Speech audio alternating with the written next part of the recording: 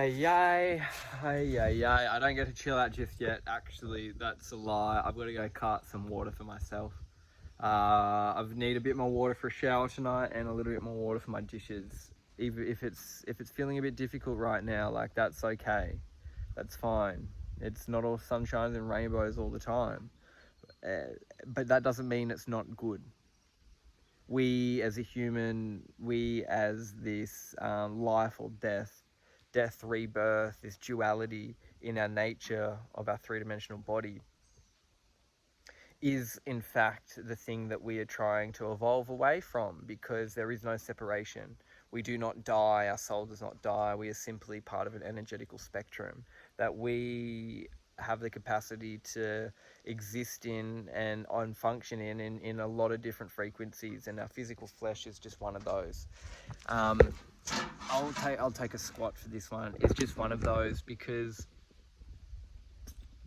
we have an etheric body, we have an astral body, we have the spiritual body, we have the ego, we have all of these forms, and these forms are just kind of dimensions, if you will, of the human experience. So there's no separation, and therefore if I'm only the awareness of this existence, of this timeline, of this sensory understanding of what's happening, therefore there is no separation from my hand to the forest to the air. Everything is, in fact, coming to fruition via the awareness in my mind. And therefore, if two humans have the same awareness of a similar thing, so therefore this tree in front of me is a tree, and me and another human then agree to that, then the awareness is a common denominator. So our human form is solely based on the awareness, and that awareness comes from our soul, and that soul is linked to the eternal oneness that we all are connected to. And when you get in a flow with that eternal oneness and flow, your life is easier. And when I'm pausing and saying that, because as I'm saying that, I just have these sensations through my body just unlocking and going, Tobes, yeah man, like this is it. This is what you've been really having to work through and having to learn.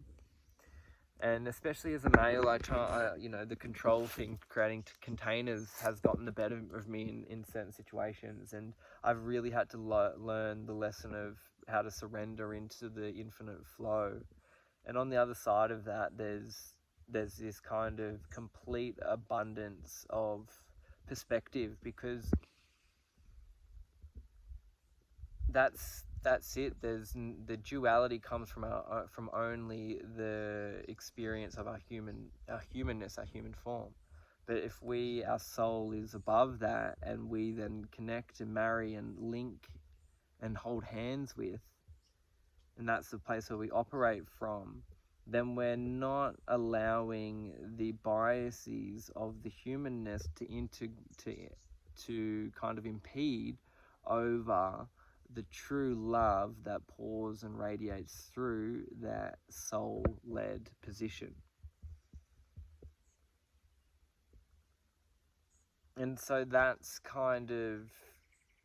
where I've been feeling a lot lately, and allowing myself to slow down to understand that it's the flow of life, it's not the destination, which is all kind of cliche stuff, but it's like, how does it then transpire into changing my reality, taking accountability, healing, growing, and all these other variables that need to be done in order to get to this idealistic place that we kind of carried on a string in front of us at the moment. And there's just so much realness that needs to be taken into account in these situations, because like that's just how it happens, man. And like, yeah, we're getting this water from the spring down here, and walking up and down this hill, up and down this hill, up and down this hill, has broken me, to be honest. Like it's been so challenging to be so responsible and not to have any form of anything that isn't using your physical body to cart water up a hill, to look after yourself, to even grow vegetables, all of it, to wash, to bathe, to drink. The water, the one thing that our human form needs above everything else, and that has humbled me right down to my core, because if I don't do that, then I don't live a healthy, prosperous, happy life. And by then watering my seed through the blood, sweat, and tears that this act, this sacred act, this kind of dharma act of my reality in this current kind of version of my existence has given me so much perspective and so much appreciation for what I do have, and how fortunate I am to actually have a beautiful natural spring. And it's an honor to be able to walk down and speak to the birds and dance with the fairies and collect my water and enjoy my time on the land, enjoy my life, because that's what we've come here to do, is to be in a state of bliss and peace. And to unlock that is through surrendering and letting go to past versions of ourselves, to past narrative belief systems. And it's in this very moment that you can actually change your own life and reality by believing and committing and understanding and adopting and uploading new neural pathways, new chemical reactions, new software, if you will, if we're going to go down the quantum computer kind of analogy. And then that software then allows you to to understand and to go through. And that software is basically a high vibrational state across your entire etheric, physical, and astral body. And so that